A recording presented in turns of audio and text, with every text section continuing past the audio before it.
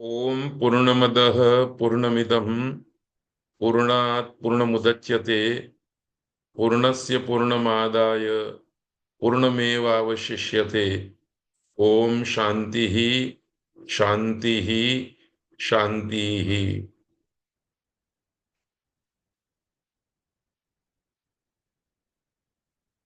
संस्कृत व्याकरण शास्त्र के सुप्रसिद्ध विद्वान महर्षि पाणिनि के तर्पण के लिए महर्षि वेद विज्ञान एकेडमी अहमदाबाद के उपक्रम से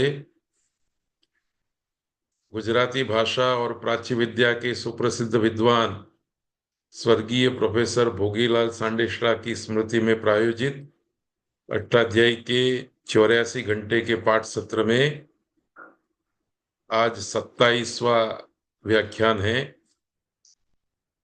आज के व्याख्यान में उपस्थित आप सभी लोगों का मैं हार्दिक स्वागत करता हूं। आज हम अष्टाध्यायी के द्वितीय अध्याय का द्वितीय पाठ पढ़ेंगे। सबसे छोटा पाद है, इसमें मात्र 38 सूत्र हैं। तो पहली 4 स्लाइडों में अष्टाध्यायी के द्वितीय अध्याय के द्वितीय पाद के सूत्रों का दर्शन आपको करा दिया है, जो आप देख रहे हैं।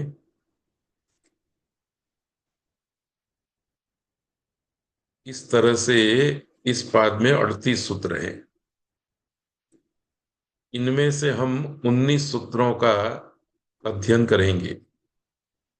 जिन 19 सूत्रों को पढ़ना है वो इस प्रकार से हैं: नय, षष्ठी, न निर्धारणे, कर्मणि च, उगति प्रादयः, उपपदमतिं, शेषो बहुव्रीहिः, अनेकमन्य पदार्थे, तेन सहेति तुल्य योगे, चार्थे द्वंद्वः, उपसर्जनम पूर्वम, राजदंतादिषु परम, द्वंद्वे घी, अजाद्यंतम, अल्पाचतरम, सप्तमी विशेषणे बहुब्रीहौ, निष्ठा वा आहिताग्न्यादिषु कडाराः कर्मधारे।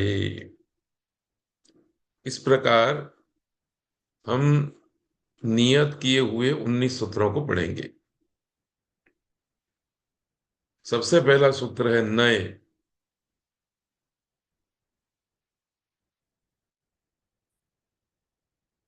यह समास संज्ञा करने वाला सूत्र है। एक ही पद है नय, प्रथमा विभक्ति एकवचन। समास कोई नहीं है।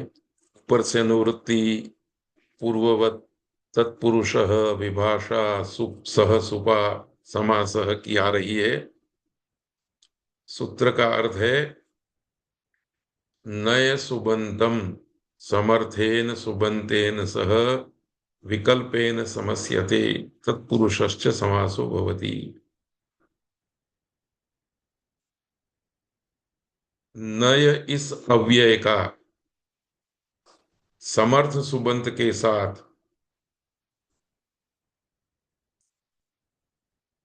विकल्प से समास होता है और वह तत्पुरुष समास है। ये जो नय है, इसमें से य की इत संज्ञा हो जाती है। बहुत प्रसिद्ध 2 शब्द आपको ध्यान में रखने हैं। एक ये जो निषेधवाची न है, वो गणपाठ में नए के रूप में पढ़ा गया है, यकारांत। और चूंकि गणपाठ उपदेश है, इसलिए उपदेश में पठित नए के अंतिम हल य की हलंत्यम सूत्र से इत संज्ञा हो जाती है। बाकी रहता है न। तो रूप सिद्धि प्रक्रिया में, भाषा प्रयोग में न दिखाई देगा, पर उपदेश में वह नय है। इसी तरह का दूसरा शब्द है भवतु,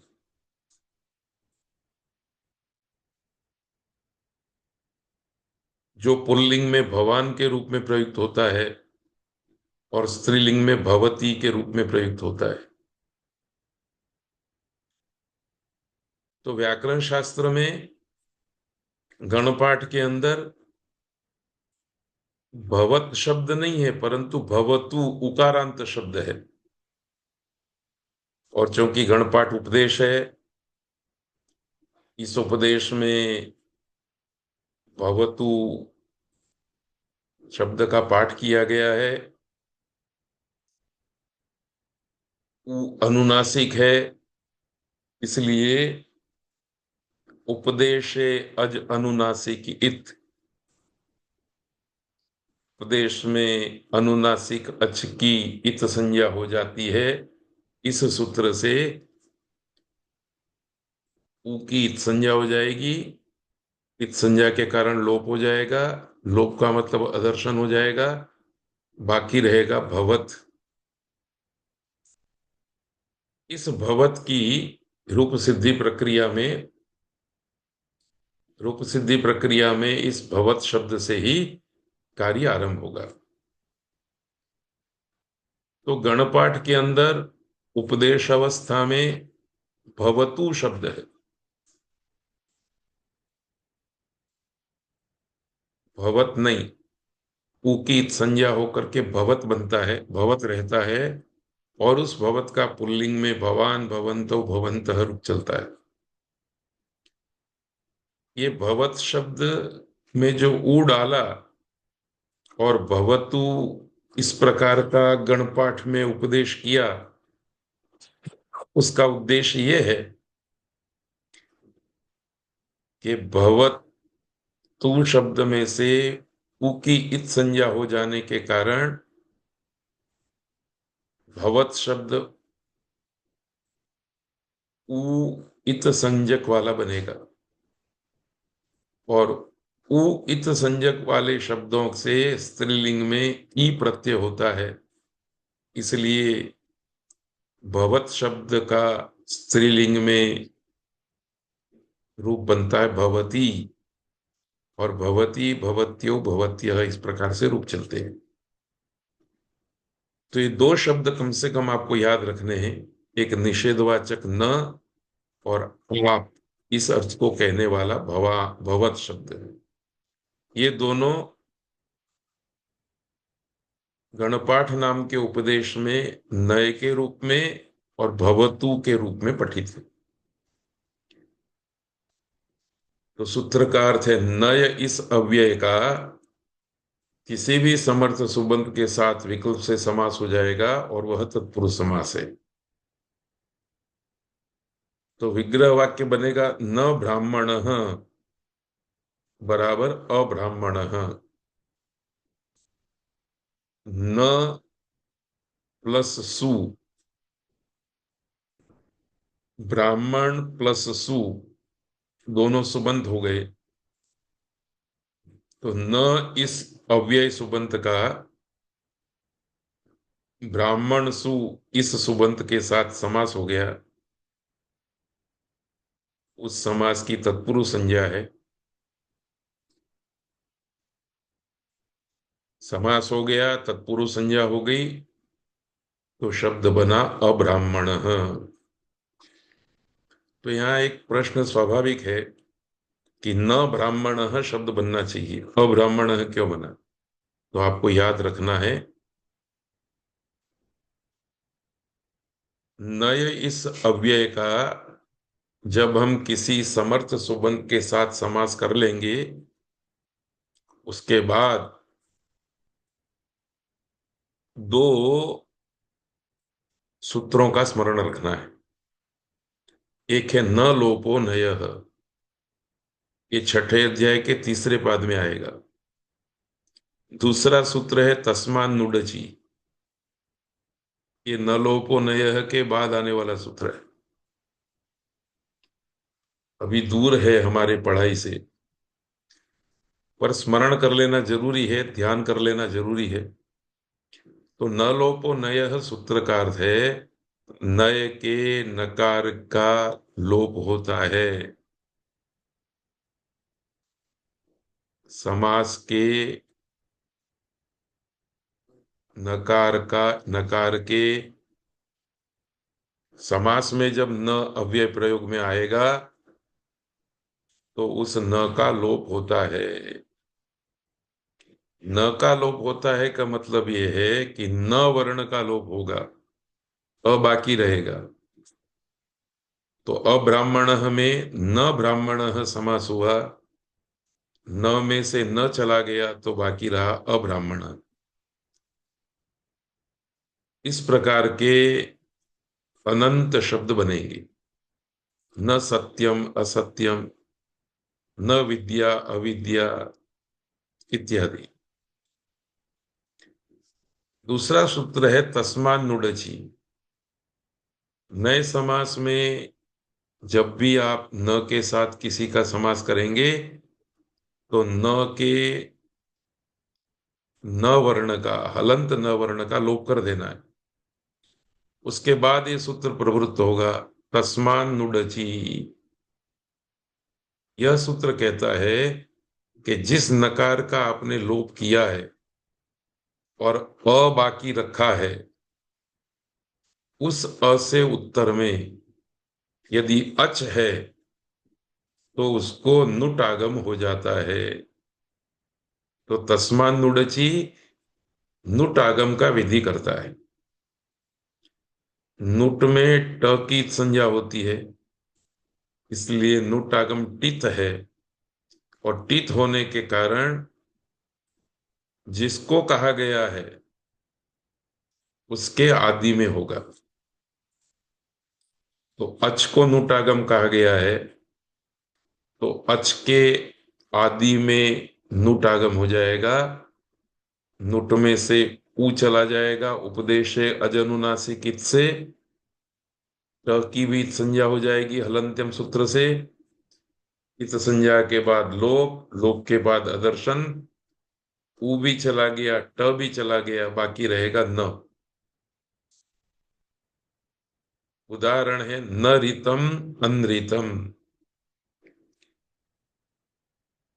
पहले तो न रीतम का समास कर लिया, नहीं तत्पुरुष समास। समास हो जाने के बाद न में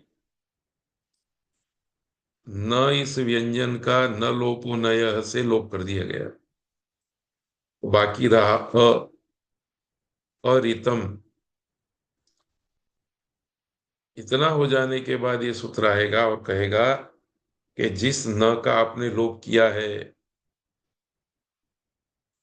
और बाकी रहा है, उससे उत्तर में यदि अच है, अच अर्थात स्वर है, तो उस स्वर को नुट आगम हो जाता है। तो इस री से पहले नुट आगम हो गया, नुट आगम में से न बाकी रहा, तो न में से अ बाकी रहा था, न आगम हो गया, री न में मिल गया, तो शब्द बन गया अनृतम।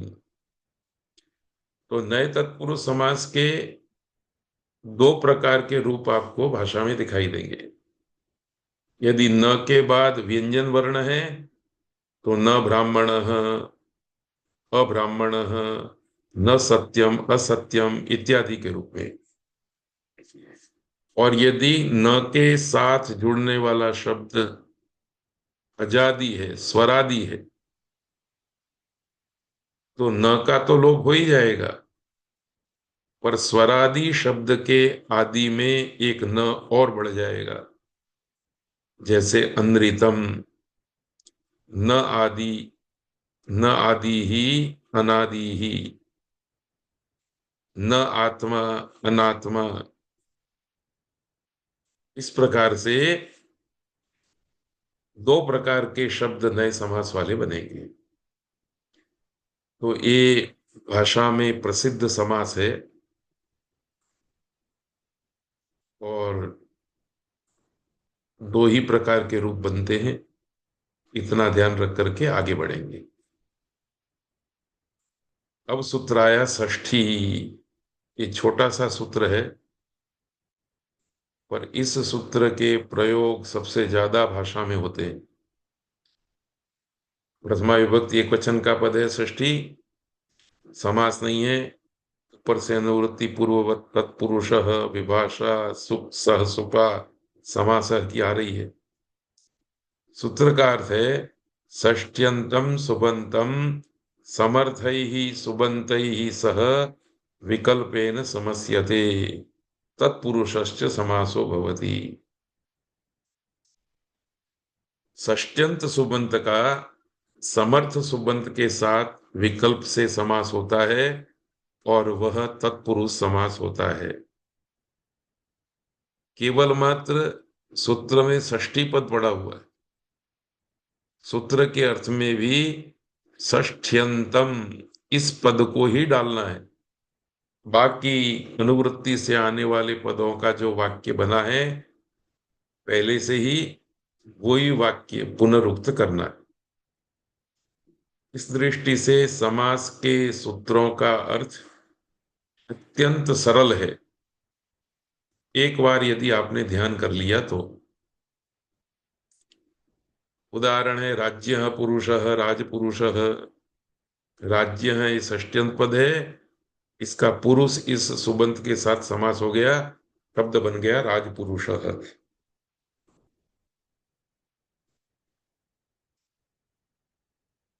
ऐसे अनेक पद है।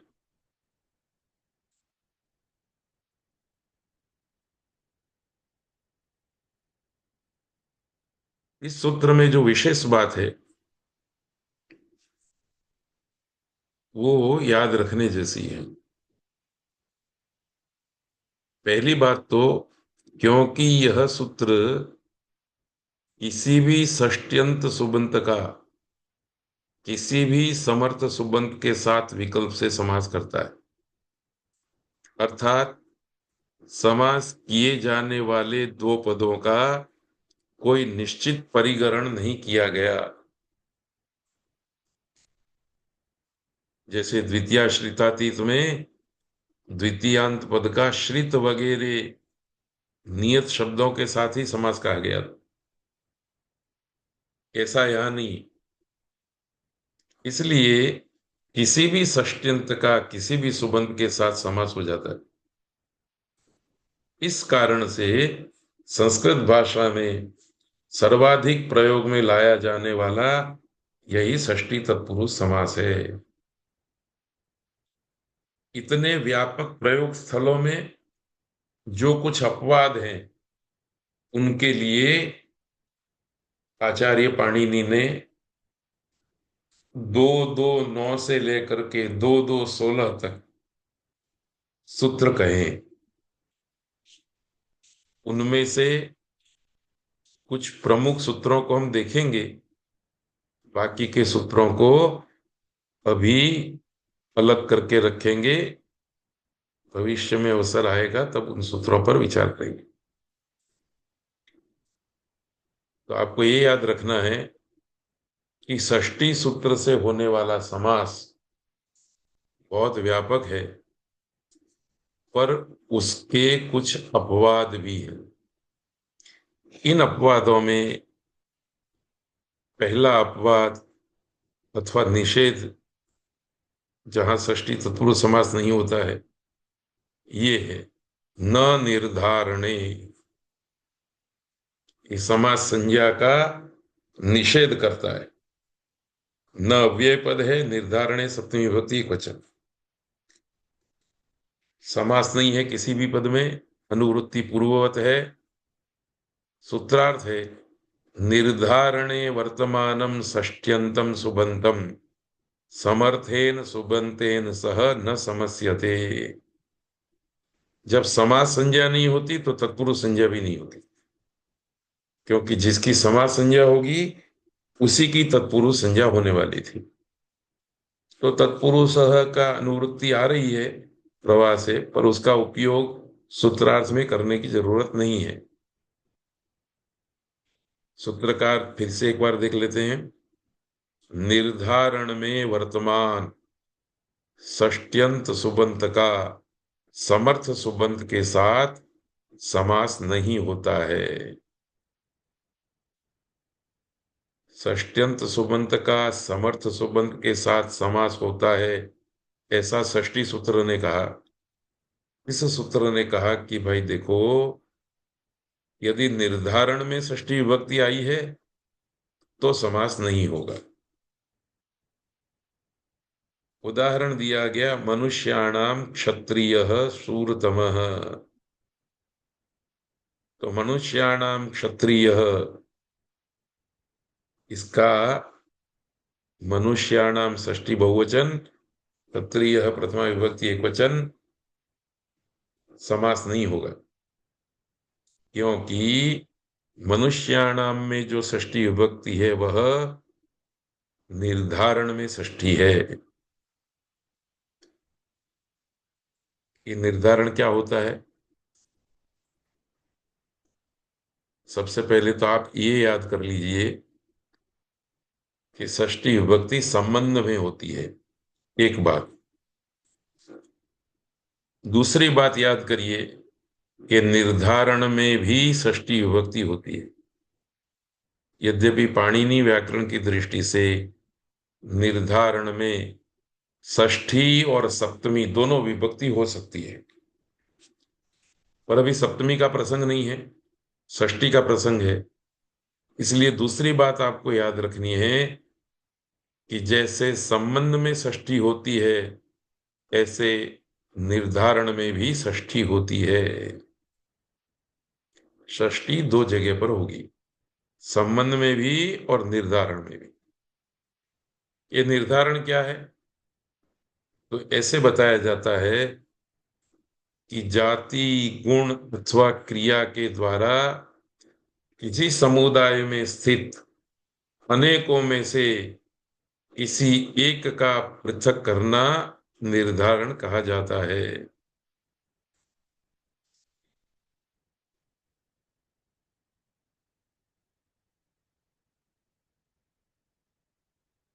जाति को कहने वाला शब्दों का समूह हो, गुणों को कहने वाला शब्दों का समूह हो, क्रिया को कहने वाला शब्दों का समूह हो, ये तीनों जाति, गुण और क्रिया को कहने वाले शब्द कोई स्वतंत्र शब्द नहीं है, पर किसी न किसी जाति के अंदर बैठे हुए हैं, किसी न किसी गुणी के अंदर बैठे हैं, किसी न किसी कारक के अंदर बैठे हैं। तो जिनमें जाति बैठी हुई है, जिनमें गुण बैठा हुआ है, जिनमें क्रिया बैठी हुई है, उनमें से किसी एक को पृथक करना है, अनेकों में से किसी एक को पृथक करना है, तो पृथक करने की प्रक्रिया को निर्धारण कहते हैं। जैसे मनुष्याणाम क्षत्रियः शूरतमः, इस वाक्य प्रयोग में मनुष्याणाम पद में जो षष्ठी है वह निर्धारण में है। अनेक मनुष्यों का झुंड खड़ा है, उन मनुष्यों के झुंड में जितने भी मनुष्य हैं वो कई प्रकार के गुणों को रखने वाले हैं, पर सुरता नाम का गुण क्षत्रिय शब्द से पहचाने जाने वाले मनुष्य गण में है, ऐसा कहने के लिए क्षत्रिय का निर्धारण कर दिया गया।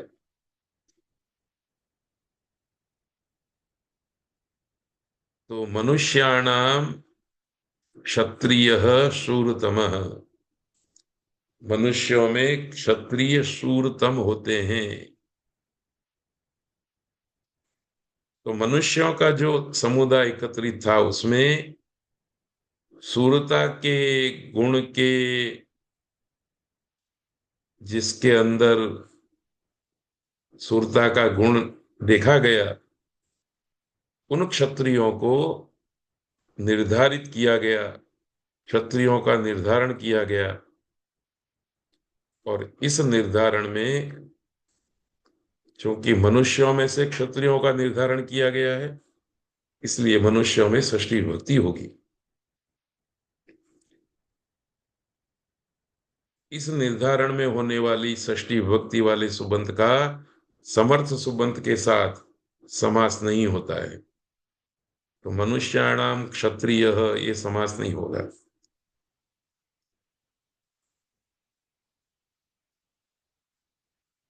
सभी जगह पर ये स्थिति है। छात्राणाम,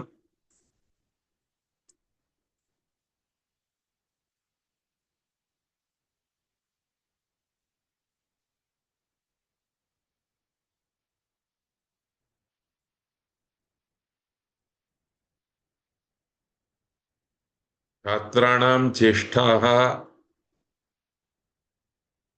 बुद्धिमन्तः,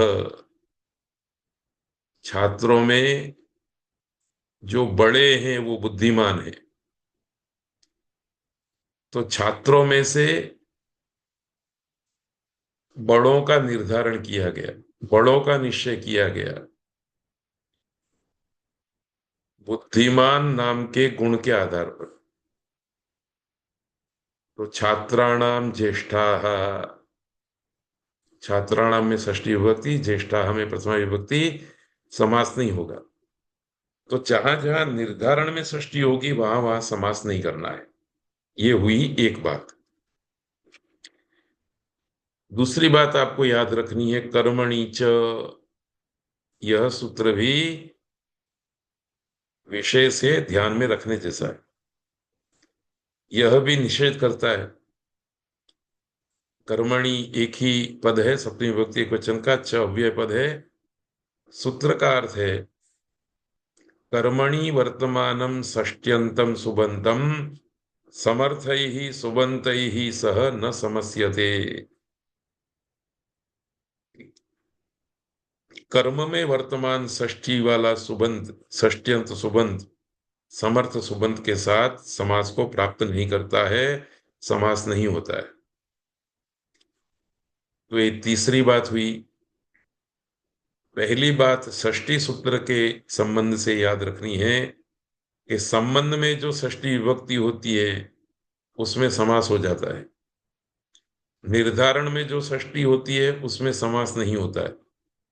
और ये सूत्र कहता है कि कर्म अर्थ में जो षष्ठी विभक्ति है उस षष्ट्यंत का भी समर्थ सुबंत के साथ समास नहीं होता है। इसको हम इस तरह से भी याद रखेंगे कि षष्ठी विभक्ति संबंध में होती है, एक बात। षष्ठी विभक्ति निर्धारण में होती है, दूसरी बात। षष्ठी विभक्ति कर्म में होती है, तीसरी बात। अब कई लोगों को बड़ा विचित्र लगता है कि कर्म में षष्ठी विभक्ति होती है, कर्म में तो द्वितीया होती है। तो ऐसे सज्जनों की सेवा में थोड़ा निवेदन भी करना है कि पाणिनि व्याकरण की दृष्टि से कर्म में भी षष्ठी विभक्ति होती है, और जिन वाक्यों का हम प्रयोग करते हैं उन वाक्यों में भी हम कर्म में षष्ठी विभक्ति का प्रयोग करते हैं, पर हमारा ध्यान नहीं जाता। पाणिनि व्याकरण पढ़ेंगे तो अपने आप ध्यान चला जाएगा। इस सूत्र का उदाहरण दिया जाता है, आश्चर्यो गवाम दोहो अगोपालकेन। बड़ा आश्चर्य है कि जो गोपालक नहीं है उसने गाय को दोह लिया। पर देखिए, कभी कभी उदाहरण के रूप में दिए हुए ये प्रयोग थोड़े कठिन से लगते हैं। इसलिए बहुत प्रसिद्ध और बहुत सरल उदाहरण भी दिए जा सकते हैं। तो हमने इस बात को विशेष रूप से आपके लिए अगली स्लाइड में अभिव्यक्त किया है। यहां आपको ये याद रखना है कि इस उदाहरण के अंदर आश्चर्यो गवाम दोहो अगोपालकेन, गवाम और दोह, गवाम ये षष्ठी विभक्ति, दोह ये सुबंत, दोनों का षष्ठी विभक्ति होने के कारण षष्ठी सूत्र से समास हो सकता था, परंतु इस सूत्र ने कहा कि गवाम में जो षष्ठी है वह कर्म में है, इस कारण से समास नहीं होगा। तो गवाम शब्द में, गवाम पद में जो षष्ठी विभक्ति है वो न तो संबंध में है न निर्धारण में है, परंतु किसमें है? कर्म में है। इसको याद रखने के लिए आप इस स्लाइड का उपयोग कर सकते हैं। कर्म में आने वाली षष्ठी का समास नहीं होता है, इस बात को समझने के लिए पहले तो यह समझना जरूरी है कि कर्म में षष्ठी क्या है। तो देखिए, कर्ता, कर्म और क्रिया, ये तीन हमने पहली पंक्ति में रखे हैं। कर्ता के रूप में हमने अगोपालक लिया, कर्म के रूप में हमने गो की विवक्षा की। गौ नहीं, गो होना चाहिए।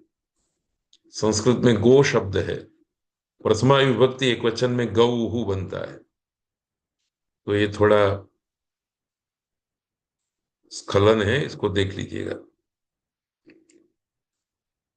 क्रिया के रूप में हम दुह क्रिया को कहना चाहते, दोहना, ये मूलभूत विवक्षा है हमारी। अगोपालक कर्ता हो, गौ कर्म हो, गो कर्म हो और दुह क्रिया हो। तो इस विवक्षा के आधार पर व्याकरण शास्त्र की रूप सिद्धि प्रक्रिया सक्रिय हुई और वाक्य बन गया अगोपालक गाम दोग्धी। अगोपालक गाय को दूह रहा है, दोहने की क्रिया करने वाला अगोपालक है। और किसे दोहा जा रहा है? तो गाय को दोहा जा रहा, बकरी को नहीं, ऊंट को नहीं, भैंस को नहीं, गाय को। गाय सिद्धम है इसलिए कर्म संज्ञा होगी। तो आपको ये याद रखना है, यह जो वाक्य प्रयोग बना अगोपालक गाम दोग्धी, यह तिगंत क्रियापद वाली वाक्य रचना है।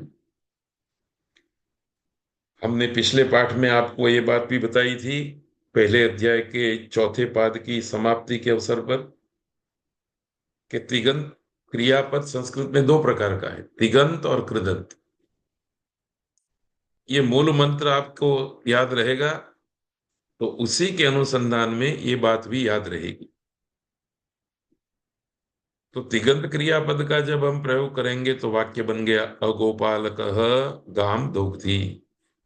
पर जब हम तिगंत क्रियापद के बदले में उसके स्थान में कृदंत क्रियापद का प्रयोग करने की विवक्षा करेंगे तो कर्ता तो करता ही रहेगा, कर्म तो कर्म ही रहेगा, क्रिया क्रिया ही रहेगी। पर व्याकरण शास्त्र की रूप सिद्धि प्रक्रिया का मशीन जिस तरह से काम करेगा, उसमें अगोपालकेन, अगोपालक इस कर्ता में तृतीय विभक्ति हो जाएगी। गो एक कर्म था, उसमें षष्ठी विभक्ति हो जाएगी, गो हो। बहुवचन करेंगे तो गवा। और दुह शब्द से तिगंत क्रियापद में दोग्धी शब्द बनाया था, कृदंत में दूह धातु से शब्द बनेगा दोह। दोह का मतलब है दोहना, दोहना क्रिया कृदंत में दोह शब्द से अभिव्यक्त होती है। तो पाणिनि आगे चल करके दूसरे अध्याय के तीसरे पाद में विभक्ति की जो व्यवस्था बताएंगे उसमें व्यवस्था है कि कृदंत शब्द के रहने पर कर्म में द्वितीय विभक्ति होती है। तो दोग्धी ये तिगंत शब्द है, तिगंत पद है, इसके रहते तो षष्ठी विभक्ति की व्यवस्था नहीं है। पर दोग्धी के जगह पर जब आप दोह शब्द का प्रयोग करेंगे जो कृदंत है, तो कर्म में षष्ठी हो जाएगी। और कर्म में षष्ठी हो जाने के साथ साथ कर्ता में त्रुटि आ जाएगी। क्यों आएगी? तो थोड़ा विषयांतर तो होगा, पर स्मरण कराने के लिए मैं आपको कह देता हूं। दोग्धी में धी प्रत्यय जो है वो कर्ता अर्थ में है। इस कर्ता ने अगोपालक कर्ता को कह दिया, तो उक्त अगोपालक में प्रथमा विभक्ति हो गई। पर गाय को नहीं कहा, कर्म को नहीं कहा, कर्म अनुक्त रहा, तो कर्म में द्वितीय हो गई। यहां दोह में जो प्रत्यय हुआ है कृदंत प्रत्यय, उसने कर्ता का अर्थ कह दिया, इसलिए कर्ता उक्त हो गया।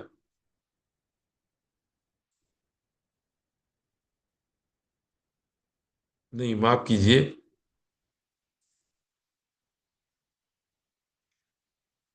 दोह ने भाव अर्थ कहा, क्रिया का अर्थ कहा, इसलिए कर्ता का अर्थ कहना नहीं बन पड़ा उससे, इसलिए कर्ता अर्थ अनुक्त हो गया। अनुक्त कर्ता में तृतीया विभक्ति हो गई। और जो कर्म था वो यद्यपि अनुक्त ही है, उसमें द्वितीया होनी चाहिए थी, परंतु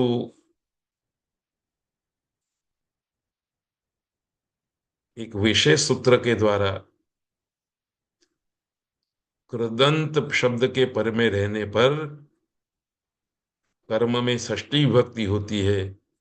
इस सूत्र ने कर्म में षष्ठी विभक्ति कर दी। ये सूत्र हम एक दो व्याख्यान के बाद पढ़ेंगे।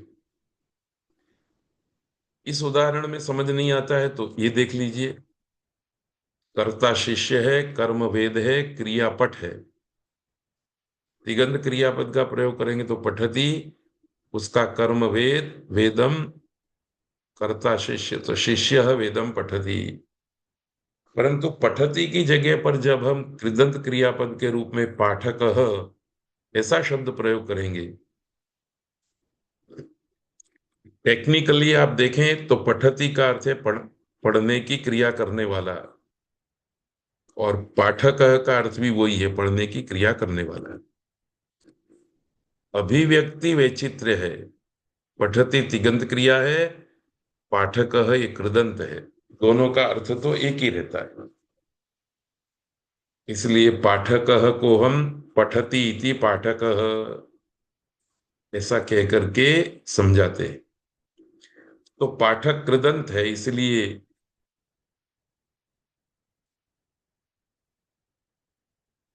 वेद इस कर्म में षष्ठी विभक्ति हो गई।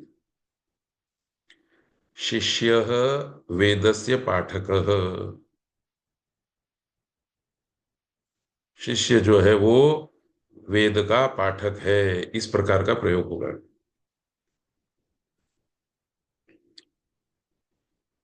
तो इस तरह से कृदंत क्रियापद का प्रयोग हो और कृदंत क्रियापद के कारण कर्म में षष्ठी विभक्ति आई हो, तो उस कर्म में आने वाली षष्ठी विभक्ति का समास नहीं होता है। इस तरह से बात याद रखनी।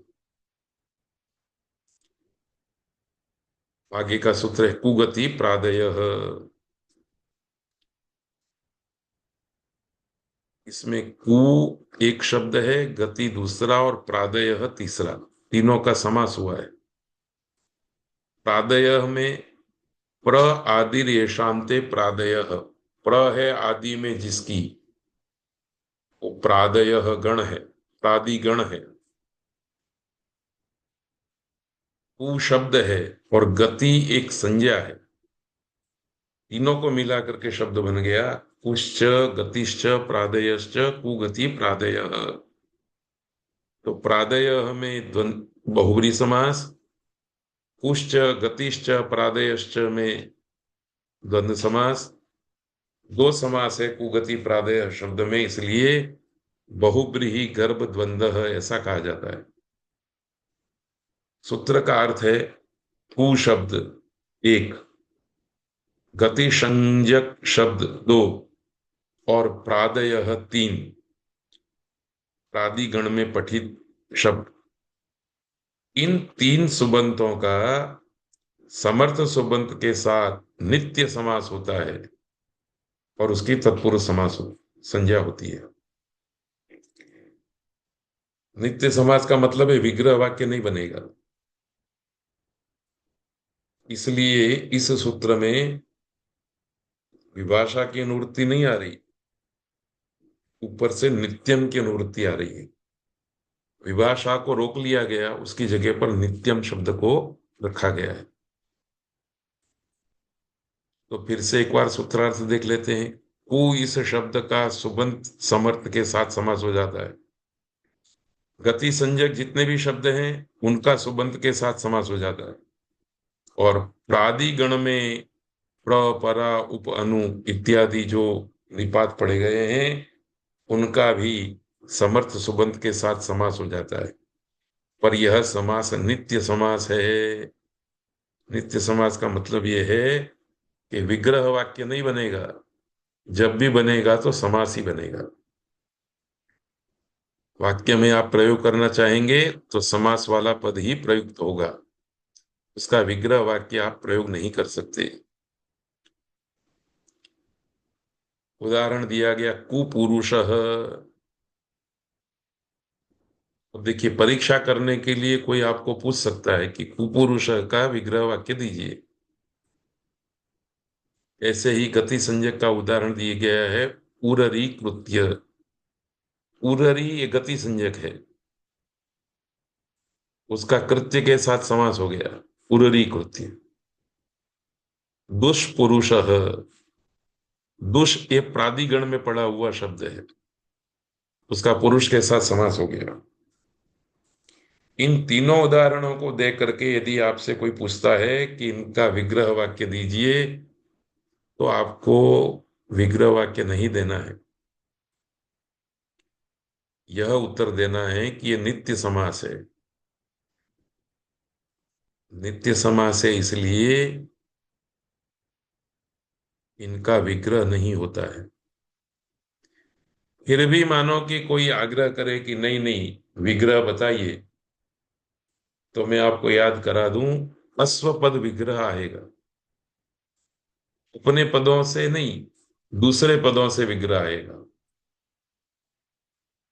तो कुपुरुष का विग्रह करना है तो कैसे करेंगे?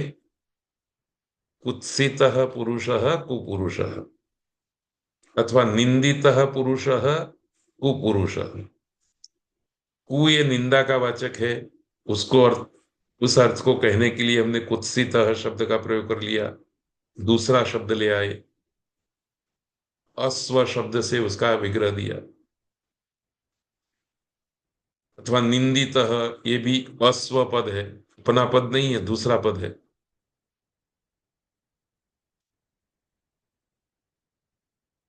इस तरह से नित्य समास में विग्रह वाक्य नहीं होता है। पर समास वाले पद का अर्थ समझाने के लिए जरूर पड़ती है, तो हम दूसरे पदों का सहयोग लेकर के विग्रह वाक्य देते हैं। पर उस विग्रह वाक्य का रूप सिद्धि प्रक्रिया में कोई मूल्य नहीं, ये बात भी याद रखनी है। ध्यातव्य है कि कु शब्द निंदा के लिए प्रयोग किया जाता है, उसका पुरुषः के साथ समास होकर के कुपुरुषः पद सिद्ध होता है। गति यह पाणिनि व्याकरण की एक संज्ञा है। गतिश्च सूत्र पहले अध्याय के चौथे पाद के अंतिम भाग में आया, उसके नीचे अनेक निपात शब्दों को पढ़ करके उनका अर्थ निर्देश करके इस अर्थ में वर्तमान इस निपात की गति संज्ञा होती है, ऐसी व्यवस्था दी गई है। प्रादिगण है जिसमें प्र, परा, उप, अनु आदि का संग्रह है। तो ये तीनों बातें, कु शब्द है, गति संज्ञा है और प्रादिगण है, ये याद रखना है।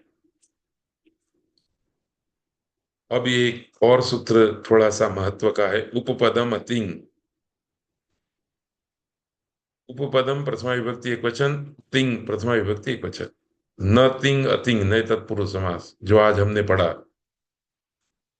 सूत्र का अर्थ है तिगंतम उपपदम सुबंतम, सॉरी, तिगंतम उपपदम सुबंतम समर्थैः सुबन्तैः सह विकल्पेन समस्यते तत्पुरुषश्च समासो भवति।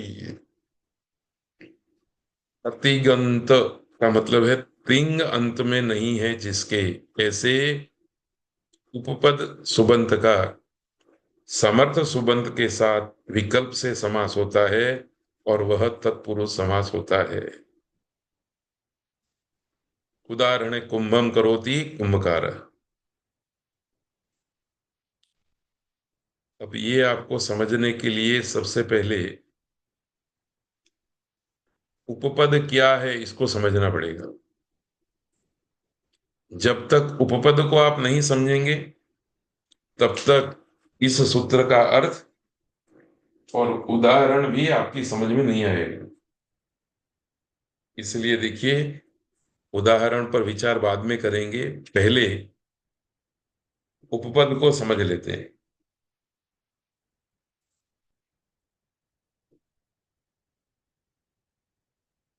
ध्यातव्य है कि इस सूत्र में प्रयुक्त उपपद पाणिनि व्याकरण की एक संज्ञा है।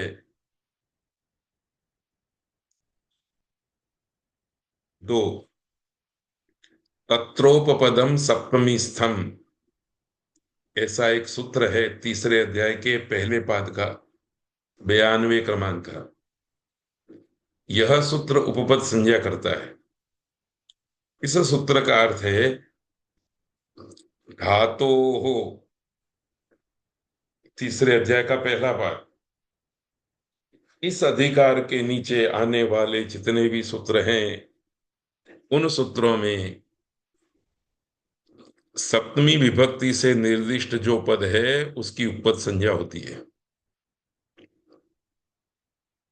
तो ये बात उसी तरह से है जैसे समास के बारे में हमने एक सूत्र पढ़ा था, प्रथमा निर्दिष्टम समास उपसर्जनम, जिसका अर्थ था समास विधायक सूत्र में प्रथमा विभक्ति से निर्दिष्ट जो पद है उसकी उपसर्जन संज्ञा होती है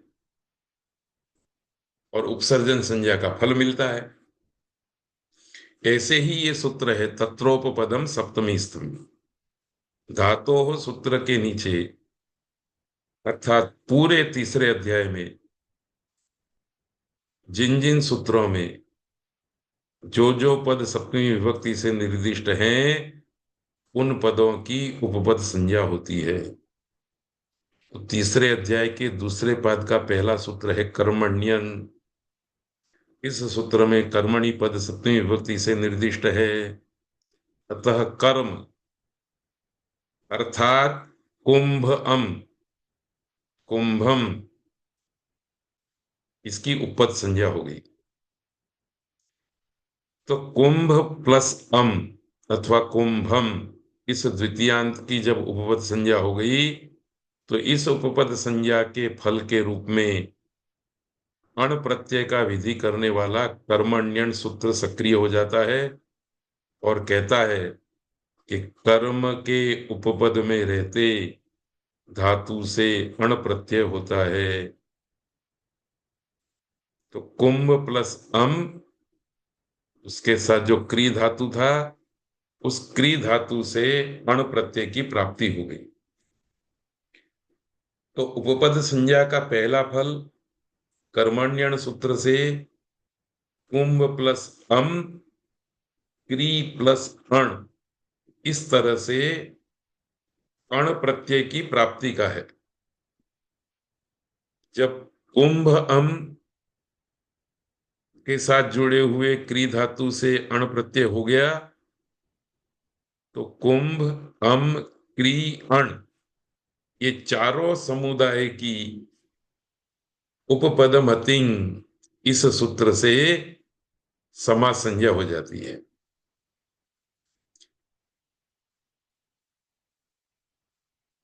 इसी वक्ता की विवक्षा जब कुंभम करोति इस प्रकार का वाक्य बनाने की होती है, तब इस वाक्य में कर्मण्यण कर्म के उपपद में रहते धातु से अण प्रत्यय होता है।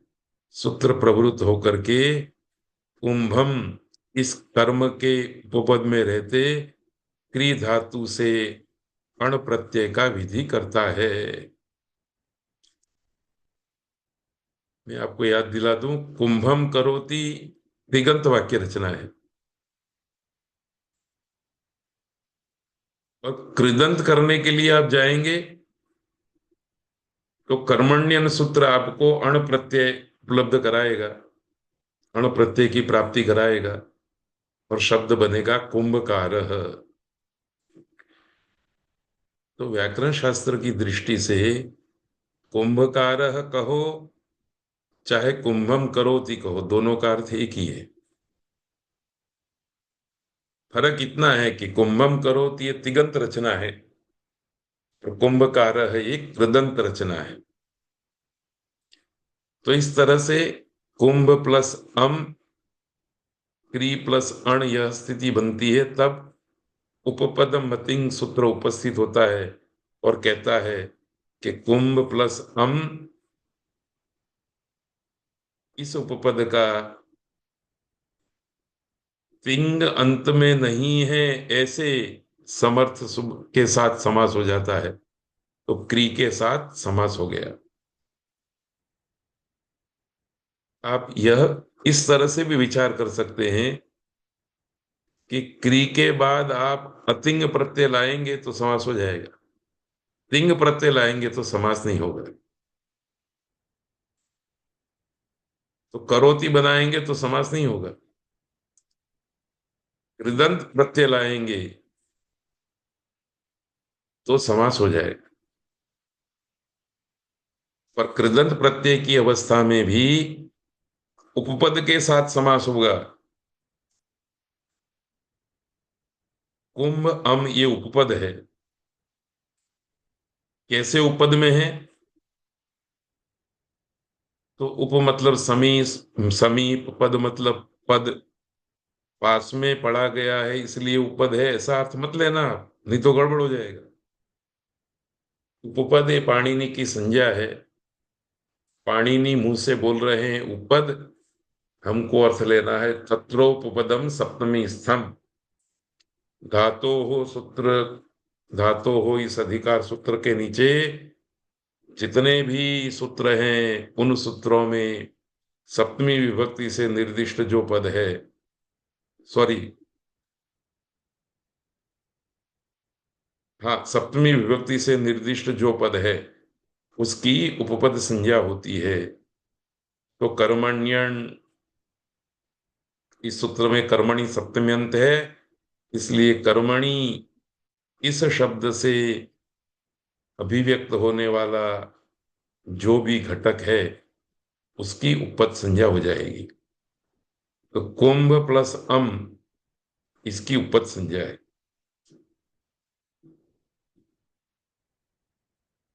समास हो गया तो समास संज्ञा का फल, तत्पुरुष संज्ञा हुई तो तत्पुरुष संज्ञा का फल, ये फल मिलने पर शब्द बनता है कुंभकार। ऐसे ही ग्रंथकार, सुवर्णकार, लिपिकार इत्यादि शब्द प्रयोग बनते हैं। अब हम बहुब्रीहि समास की ओर प्रवृत्त हो रहे हैं। सूत्र है शेषो बहुब्रीहि ही, ये वैसे अधिकार सूत्र है। इसका तो इतना ही कहना है कि शेष समास बहुब्रीहि संज्ञक होता है। ऐसा अधिकार समझना चाहिए।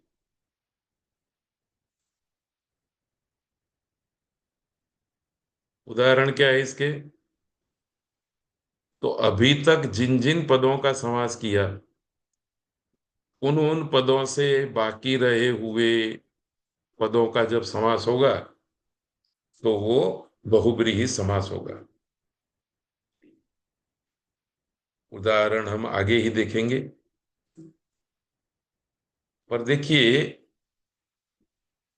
सबसे पहले आपको शेष का मतलब समझ लेना चाहिए। तो शेष का से समझ लेने से समझने के लिए इस सूत्र तक जिन जिन की समास संज्ञा कर दी गई है उनका स्मरण कर लेना जरूरी है। जैसे सबसे पहले हमने अव्यय का सुबंत के साथ समास किया, फिर द्वितीयांत का श्रित आदि के साथ, तृतीयांत का तत्कृत गुणवचनादि के साथ, चतुर्थ्यंत का, पंचम्यंत का, षष्ट्यंत का, सप्तम्यंत का, और फिर विशेषण का विशेष्य के साथ, और नए का समर्थ सुबंत के साथ। इतने हमने समास कर लिए। अब इनमें से जो बाकी रहा वो शेष है। अर्थात इस शेष को जानने के लिए इन सूची के साथ साथ एक शब्द और याद रखना है। अन्य पद के अर्थ में वर्तमान प्रथमांत सुबंत का प्रथमांत सुबंत के साथ समास शेष है। अब ये बात आपकी समझ में नहीं आएगी। इतना सुन करके एक सूत्र पढ़ लेते हैं, उसके बाद फिर ये विचार करेंगे। शेषो बहुब्रीहि सूत्र के नीचे एक सूत्र आया, अन्य अनेकम अन्य पदार्थे।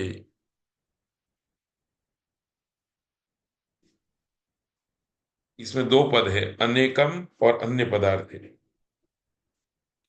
न एकम अनेकम, न तत्पुरुष समास।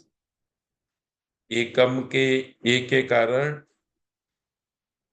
नूट आगम हो गया, इसलिए अ एकम अ न एकम अनेकम बन गया।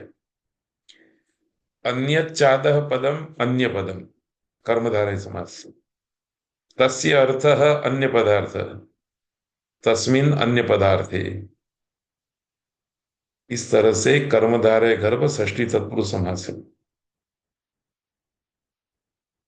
ऊपर से बहुब्रीहि की, विभाषा की, सहसुपा सुप समासा की अनुवृत्ति आ रही है। सूत्र का अर्थ है, अन्य पदार्थे वर्तमानम अनेकम सुबंतम, अनेकैः सुबन्तैः सह परस्परम विभाषा समस्यन्ते, बहुब्रीहिश्च समासो भवति। अन्य पद के अर्थ में वर्तमान अनेक सुबंतों का अनेक सुबंत के साथ, ऐसा कह लो, चाहे अनेक सुबंतों का परस्पर विकल्प से समास होता है ऐसा कह लो, दोनों बातें एक ही है।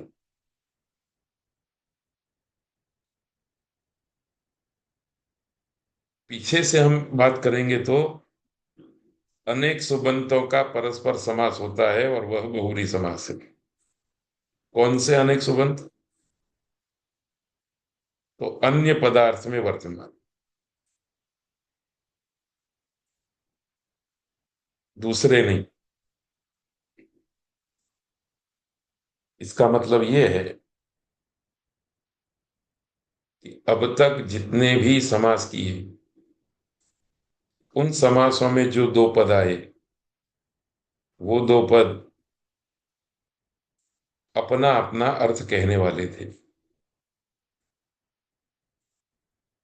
इस समास में एक विशेष बात कही गई है कि आप दो पदों का समास करेंगे, परंतु वो दोनों पद अपने अर्थ में नहीं होंगे, दूसरे के अर्थ को कहने वाले होंगे। ऐसे अन्य पदार्थ में वर्तमान अनेक सुबंतों का परस्पर विकल्प से समास होता है और उस समास की बहुब्रीहि संज्ञा है।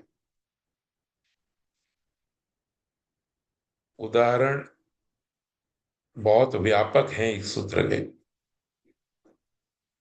पहले हम पढ़ लेते हैं, फिर विशेष चर्चा आगे करेंगे। प्राप्तम उदकम, एक प्राप्त शब्द है, दूसरा उदक, दोनों में प्रथमा विभक्ति, दोनों का समास हो गया है। अनेक मन्य पदार्थ से सूत्र से समास हो गया है। क्यों समास हुआ? तो आपको इस तरह से ये बात याद रखनी है कि प्राप्त का अर्थ भी ग्राम है और उदक का अर्थ भी ग्राम है। प्राप्त शब्द का अर्थ प्राप्त नहीं है, उदक शब्द का अर्थ उदक जल नहीं है, पर प्राप्त को हमने गांव के अर्थ में रखा, उदक को हमने गांव के अर्थ में रखा। अन्य पद के अर्थ में प्राप्त और उदक को रख दिया, तब इस सूत्र से प्राप्त और उदक का समास हो गया, शब्द बना प्राप्तोदको ग्रामः। दूसरी बार मैं इस बात को दूसरे उदाहरण से समझाता। ऊढ़ रथ, दो शब्द है। ऊढ़ का अर्थ होता है वहन किया हुआ, और रथ का अर्थ है रथ।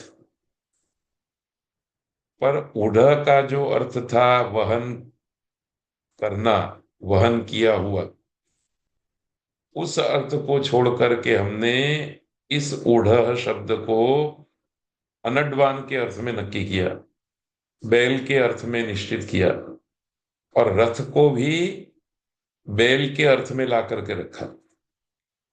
तो रथ का अपना अर्थ चला गया, ऊढ़ का अपना अर्थ चला गया।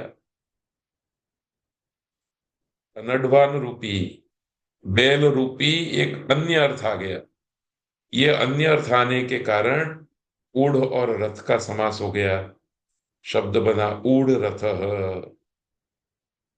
तो ऊढ़ रथ दोनों शब्द मिल करके किसका अर्थ कहेंगे? अनड्वान का। प्राप्तोदक, ये दोनों शब्द मिल करके किसका अर्थ कहेंगे? ग्राम का। इसी तरह से आगे भी उदाहरण दिए गए हैं। तो ये समास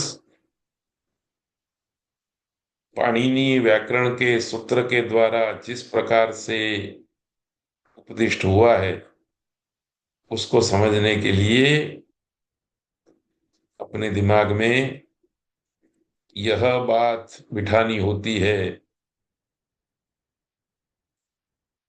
कि प्राप्त शब्द का अर्थ प्राप्त करना, उदक का अर्थ जल, ये दोनों अर्थ हमको छोड़ देने हैं और किसी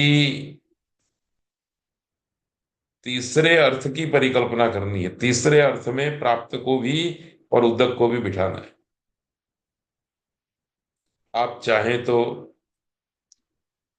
प्राप्त को और उदक को घर अर्थ में भी बिठा सकते हैं, गृह अर्थ में भी। तो गृह अर्थ में वर्तमान, गृह अर्थ में वर्तमान, प्राप्त और उदक का समास हो जाएगा, शब्द बनेगा प्राप्तोदकम गृहम। प्राप्त हुआ है उदक जिसको, वैसा कर। आप वृक्ष को भी अन्य पदार्थ बना सकते हैं। तो प्राप्त का अर्थ होगा वृक्ष, उदक का अर्थ होगा वृक्ष। प्राप्तम उदकम यम वृक्षम, जिस वृक्ष को उदक प्राप्त हो गया है, उस वृक्ष का, वृक्ष के लिए शब्द आएगा प्राप्तोदक वृक्ष। तो जब हम प्राप्तोदक वृक्ष ऐसा शब्द प्रयोग करते हैं, तब प्राप्त का अर्थ और उदक का अर्थ वृक्ष होता है। और जब ऐसी स्थिति आती है तभी बहुव्रीहि समास होता है। तो आपको एक अभ्यास करना है, 2 4 6 उदाहरण अपने आप विचारने हैं। प्राप्त और उदक को वस्त्र के अर्थ में रख दिया, प्राप्त और उदक को ग्रंथ के अर्थ में रख दिया, प्राप्त और उदक को वन के अर्थ में रख दिया, प्राप्त और उदक को यान अर्थ में रख दिया, अनेक अन्य अर्थ में रख दीजिए, बहुव्रीहि समास हो जाएगा। प्राप्तोदक, प्राप्तोदकम यानम, प्राप्तोदक ग्रंथ, प्राप्तोदकम वस्त्रम। वस्त्र नपुंसकलिंग है, इसलिए प्राप्त और उदक शब्द को भी नपुंसकलिंग में लाना पड़ेगा। प्राप्तोदकम वस्त्रम। ग्रंथ पुल्लिंग है, इसलिए प्राप्तम उदकम यम ग्रंथम, प्राप्तोदक ग्रंथ। प्राप्तोदक को पुल्लिंग में लाना पड़ेगा। इसी तरह से शाला होगा स्त्रीलिंग का, तो आपको प्राप्तोदका शाला, प्राप्त और उदक को भी स्त्रीलिंग में ले जाना पड़ेगा। इस तरह से नीचे के उदाहरणों तरफ अभी ध्यान मत दीजिए, केवल मात्र प्राप्तम उदकम ये दो शब्दों को ध्यान में रख करके, जैसे यहां पर प्राप्त और उदक को गाम के अर्थ में रखा गया है, इस तरह से उसको अन्य पदार्थ वाला बना दिया गया है और दोनों का समास किया गया है। ऐसे ही आप भी प्राप्त और उदक को अन्य अर्थ वाला बना दीजिए। अन्य अर्थ के रूप में वस्त्र ले लीजिए, ग्रंथ ले लीजिए, जहां भी पानी पहुंच सकता है।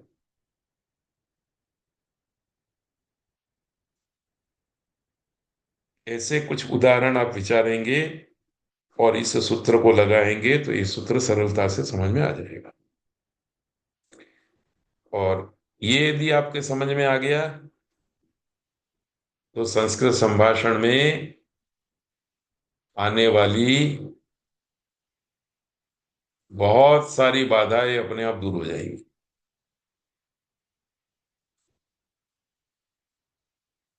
इसका प्रयोग करके भी हम आपको बताएंगे, अभी उधर ध्यान नहीं करते हैं। तो देखिए, ये जो अन्य पदार्थ वाली परिकल्पना है वो शेष है। अभी तक इस तरह का कोई समास नहीं किया गया। फिर भी यदि शेष का स्मरण करना है तो हम किसको याद करेंगे?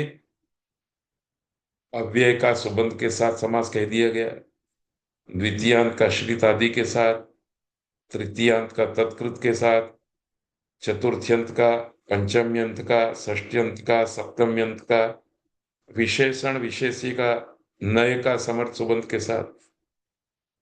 पर ऐसा समास अभी तक नहीं किया है जिसमें दो पद आते हैं, अपना अर्थ छोड़ देते हैं, अन्य पद के अर्थ में वर्तमान बन जाते हैं और फिर समास को पाते हैं।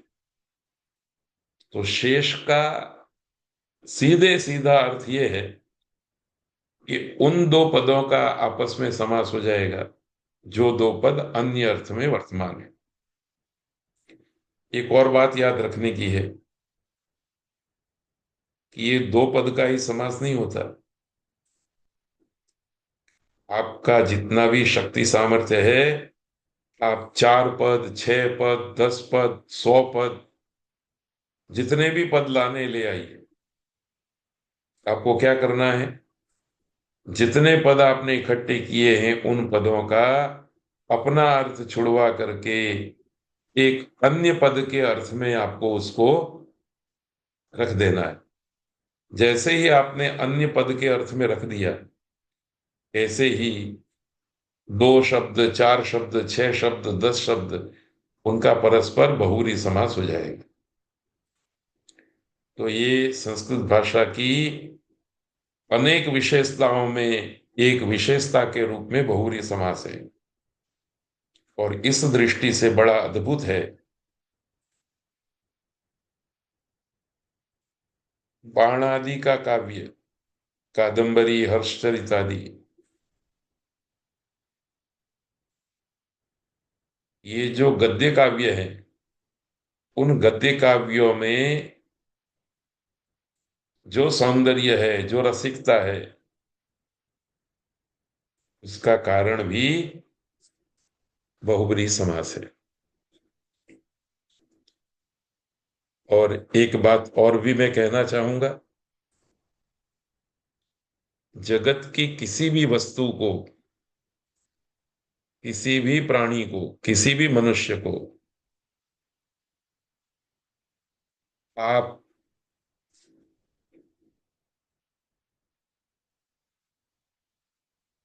वर्णन करना चाहते हैं, तो बहुब्रीहि समास आपकी जिस प्रकार से मदद करेगा, दूसरा कोई समास मदद नहीं करेगा। एक तीसरी बात भी कहनी है, जो हमेशा आपको याद रखनी है, कि बहुब्रीहि समास वाला पद पुल्लिंग, स्त्रीलिंग, नपुंसकलिंग तीनों में जाता है। अर्थात बहुब्रीहि समास होने पर वह किसी न किसी का विशेषण बनता है। विशेष्य के रूप में बहुब्रीहि समास का प्रयोग कहीं पर भी नहीं देखने को मिलेगा। प्राप्तोदक बताया बनाया तो ग्रामम का विशेषण बन गया। प्राप्तोदकम वस्त्रम का विशेषण बन सकता है, गृहम का विशेषण बन सकता है। प्राप्तोदक, प्राप्त और उदक का समास, बहुब्रीहि समास यदि होता है, तो वो किसी न किसी का विशेषण ही है। विशेष्य के रूप में कहीं पर भी उसका प्रयोग नहीं होगा। तो ये बहुब्रीहि समास की विशेषता है। एक अंतिम सूत्र और देख लेते हैं, फिर कल के पाठ में ये दूसरा पाद भी पूरा हो जाएगा। तेन सहेति तुल्य योगे, तेन तृतीय विभक्ति, सह अव्यय, इति अव्यय, तुल्य योगे सप्तमी विभक्ति एक वचन। सूत्र का अर्थ है तुल्य योगे वर्तमानम सह इत्येतद अव्ययम। सह, यह अव्यय जब तुल्य योग में वर्तमान होता है, तो तृतीयांत सुबंत के साथ उसका समास हो जाता है, और वह समास बहुब्रीहि समास है। तुल्य योग में वर्तमान सह अव्यय का तृतीयांत सुबंत के साथ समास होता है, और वह बहुब्रीहि संज्ञक होता है। बहुत सरल उदाहरण है, सह पुत्रेण आगतः, सपुत्रः आगतः। तो सह पुत्रेण, सह ये अव्यय है, पुत्रेण तृतीयांत है, इसका समास हो गया। पर आपको याद रखना है कि यह सह अव्यय तुल्य योग में वर्तमान होना चाहिए। तुल्य योग का मतलब है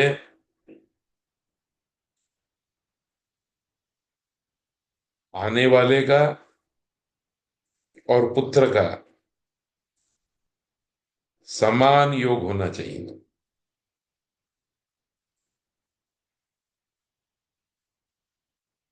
जब आप कहेंगे सपुत्र आगत, तब इसमें प्रधान गौण भाव नहीं होता है, दोनों तुल्य होते हैं, पुत्र भी और जो सपुत्र, सपुत्र के रूप में आया हुआ है पिता। अथवा इसको इस तरह से समझिए कि सह अव्यय का प्रयोग जब हम करते हैं, तब एक प्रधान होता है, एक गौण होता है। एक प्रधान होता है, एक अप्रधान होता है। जैसे गुरु के साथ शिष्य आया, तो गुरुणा सह शिष्य आगतः। तो इसमें हम शिष्य आगतः बताना चाहते हैं, गुरुणा, ये गुरु अप्रधान है, इसलिए विभक्ति प्रकरण में हम आने वाले व्याख्यान में सूत्र पढ़ेंगे। सह युक्ते अप्रधाने, सह से युक्त अप्रधान में तृतीय विभक्ति होती है। तो तृतीय विभक्ति का गुरुणा में जब प्रयोग किया तो गुरु अप्रधान रहे, शिष्य प्रधान रहा। शिष्य आया, किसके साथ आया? गुरु के साथ आया। आप इसको पलटा भी सकते हैं, शिष्येण सह गुरु आगत, गुरु जी आए, किसके साथ आए? शिष्य के साथ आए। तो शिष्य वहां अप्रधान है। तो सहयोग में तृतीया करेंगे और तिगंत वाक्य रचना करेंगे अथवा वाक्य प्रयोग करेंगे, तब तुल्य योग नहीं होता है। वहां एक प्रधान रहता है, एक अप्रधान रहता है।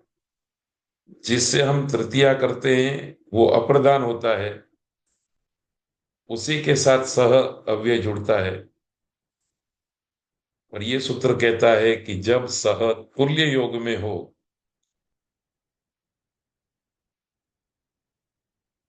पिताया पुत्राया, दोनों एक साथ आए, दोनों का योग एक है, तुल्य है, ये बताने के लिए सह शब्द यदि आप प्रयोग कर रहे हैं तो ऐसे सह अव्यय का पुत्र के साथ समास हो जाएगा। सपुत्र आगत।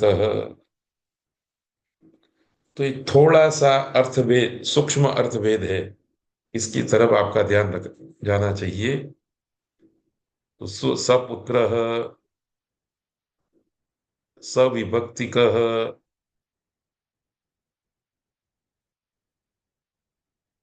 सशिष्य, सपत्नीक, सपतिक, ऐसे बहुत प्रयोग होते हैं, इसलिए मैंने इस सूत्र को रखा है। तो सार रूप में आपको ये याद रखना है कि सह का प्रयोग दो जगह पर होता है, एक तुल्य योग में और एक अप्रधान में। अप्रधान में सह का योग होगा तो वहां समास नहीं होगा, तुल्य योग बनेगा तब सह का समास हो जाएगा। तो इसी के साथ आज का वर्ग हम पूरा करते हैं। आगे के वर्ग की सूचना आप देख लीजिएगा। शक्य है कि गुरुवार को वर्ग लेंगे ही, पर शायद मुझे यात्रा में जाना पड़ा तो गुरुवार का वर्ग नहीं ले सकूंगा। तो मैं सूचना दे दूंगा, कल तक ये सूचना आपको मिल जाएगी। उस तरह से आप आयोजन कीजिए। सबका धन्यवाद करते हुए आज का वर्ग पूरा करते हैं। सबको सादर नमस्ते। सर्वेभ्यो नमः। नमस्ते। नमो नमः।